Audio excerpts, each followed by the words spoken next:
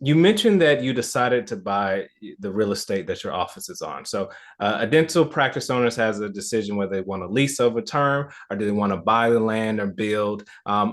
Explain that decision and why did you conclude to what you concluded to for yourself?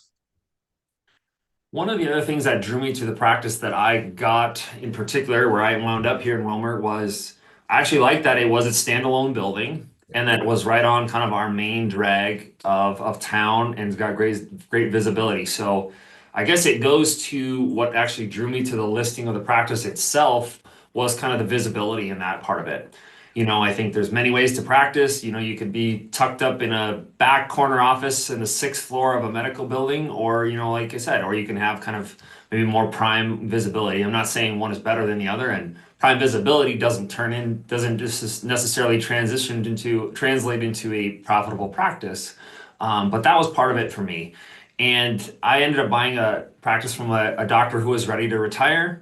He was actually going to be moving away from the area too, and so um, thankfully too, I think he just wanted to part ways with it also versus like being a landlord and collecting rent from me and stuff. Might have been good residual income from him, but I think it allowed just the whole transition to be kind of a handshake and done deal. So for the specifics of the practice purchase and the real estate purchase, it ultimately turned into kind of two transactions. One to buy the actual practice, equipment, goodwill, the other transaction being for the actual building and the real estate.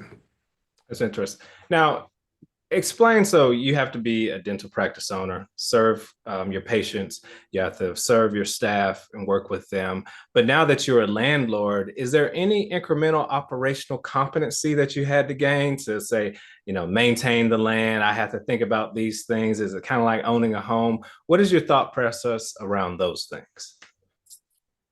Buying a used practice had the benefit of a patient base and cash flow from day one. But I'll be honest, my quote around here is not, is something going to break this week? It's what needs to get fixed this week. I've learned that my skin has just gotten thicker of, hey, this is broken, this needs to get fixed, this needs to get maintained.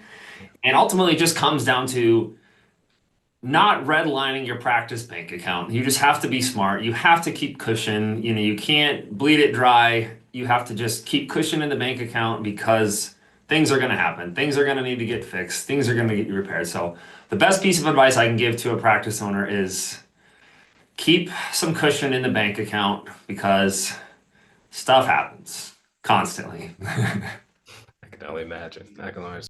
Now, feeling the pressure, you're not alone. I'm Randall Lavery with Deasil Wealth Management, and I specialize in simplifying wealth for those who are near retirement and business owners. We'll create a plan that fits your unique needs so you can actually enjoy the wealth that you built. We consider our firm results driven with a touch of fun. Ready for clarity? Click the Learn More and schedule your free discovery call. Let's build the financial future together.